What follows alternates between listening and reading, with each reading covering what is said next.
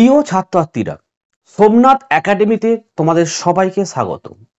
রবীন্দ্র মুক্ত বিদ্যালয় থেকে তোমরা যারা উচ্চ মাধ্যমিক 2024-এ পরীক্ষা দিয়েছিলে, গতকাল তোমাদের রেজাল্ট প্রকাশিত হয়েছে এবং অনলাইনে তোমরা প্রত্যেকেই রেজাল্টটা দেখে নিয়েছো।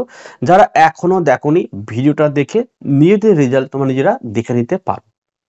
তো তোমরা যারা পাস করেছো, ভালো রেজাল্ট করেছো, তোমাদের সবাইকে অভিনন্দন। কিন্তু কিছু স্টুডেন্ট তোমরা কোনো সাবজেক্টে ব্যাক পেয়েছো, অর্থাৎ ফেল করেছো, বা কোনো স্টুডেন্ট ভালো পরীক্ষা দিয়েছো, সেরকম নাম্বার আসেনি। সেক্ষেত্রে তোমরা একটি কাজ করলে অনেকের পাস হয়ে যাবে, আবার অনেকের নাম্বারও কিন্তু বেড়ে যাবে।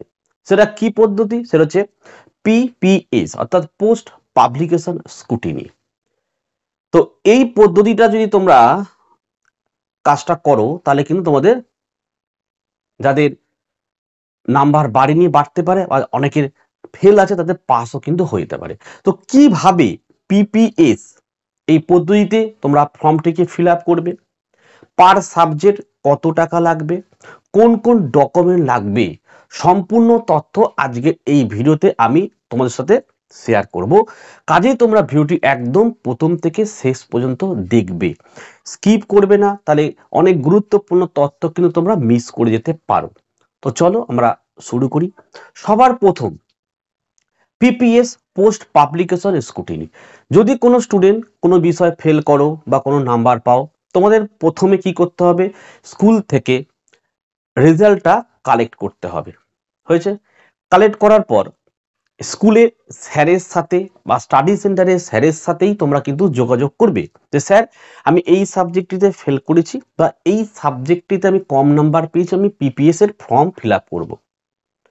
তো স্যার তোমাদেরকে বলে দেবে যে কি কি করতে হবে। স্যার আমি বলছি তোমাদেরকে, তোমরা যদি একটা সাবজেক্টের পিপিএস করো 50 টাকা এবং প্রসেসিং ফিস 100 টাকা, তাহলে 150 টাকা তোমাদের খরচ হবে।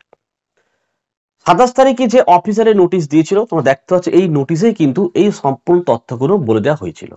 তাহলে পার সাবজেক্ট 50 টাকা লাগবে, আর পার ক্যান্ডিডেট প্রসেসিং ফিস 100 টাকা, 150 টাকা তোমাদের খরচ হবে। এটা হলো। কি কি ডকুমেন্ট লাগবে? তুমি পাস করেছো বা ফেল করেছো যে রেজাল্টটা, সেই রেজাল্টের আসল কপি প্লাস জেরক্স কপি নেবে, তোমাদের অ্যাডমিট কার্ড, রেজিস্ট্রেশন কার্ড নেবে, আর 3 কপি ছবি নেবে। বোঝা গেছে কি কি ডকুমেন্ট লাগছে? এই ডকুমেন্ট পার সাবজেক্ট 50 টাকা আর পার ক্যান্ডিডেট 100 টাকা। ব্যাস, এই জিনিসগুলো নিয়ে তোমরা তোমাদের স্টাডি সেন্টারে কিন্তু পৌঁছে যাবে। গিয়ে 15 দিনের মধ্যে ফর্ম ফিল আপ করতে হবে। যদি লাস্ট ডেট বলো 20 ডিসেম্বর, 20/12/2024 তারিখের মধ্যেই তোমাদের কিন্তু এই প্রসেসটা কমপ্লিট করতে হবে। তাহলে সমস্ত ডকুমেন্ট দেওয়া হয়ে গেল, স্কুলের স্যার ফর্ম ফিল আপ করে দিল।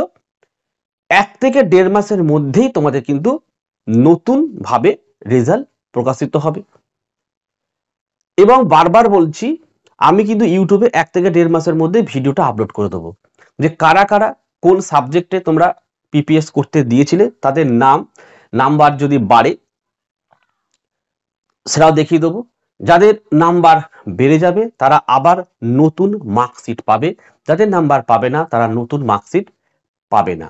এক্ষেত্রে অনেকগুলো কিন্তু সমস্যা সৃষ্টি করে বিভিন্ন এজেন্ট এবং বিভিন্ন স্কুলের স্যাররা। সব এজেন্ট করে না আমি বলবো না, ঠিক আছে? 90% এজেন্ট কিন্তু এই কাজটা করে। কি করে? যদি কাউ এজেন্টের কাছে এই কাজগুলো করতে দাও, তোমাদের কাছে টাকা পয়সাগুলো নেবে, জমা দেবে না কোনো। যখন রেজাল্ট বার হবে তখন বলবে তোমার নাম্বার বাড়েনি, তাই কোনো রেজাল্ট আসেনি। আবার তখন তোমরা কি করবে? আমার চ্যানেলে তোমাদের লিস্ট দেখবে, লিস্টেও নাম নেই। তখন আবার তোমার সাথে এজেন্টের কিন্তু একটা ঝামেলা হবে, ঠিক আছে? কিন্তু এই কাজগুলো প্রত্যেকটা এজেন্ট যদি চায় করতেই পারে, কিন্তু করে না। 10% এজেন্ট খুব ভালো, ওরা কিন্তু এই কাজটা করে। আবার কিছু কিছু স্কুলের স্যার রয়েছে, ওরাও কিন্তু সেম কাজটা করবে। সমস্ত ডকুমেন্ট জমা নেবে, কিন্তু হেড অফিসে এই কাগজপত্র পাঠাবে না। সেক্ষেত্রে তোমার কিন্তু স্কুটি যাতে পিপিএস যে নতুন করে খাতা রিচেক করে নাম্বার বাড়লো কি কমলো, এটা কিন্তু হবে না। সেক্ষেত্রে কিন্তু স্যাররা একই কথাই বলবে যে তোমাদের নাম্বার বাড়েনি, নাম্বার বাড়ুক বা কমুক তোমার লিস্টে নাম থাকবে।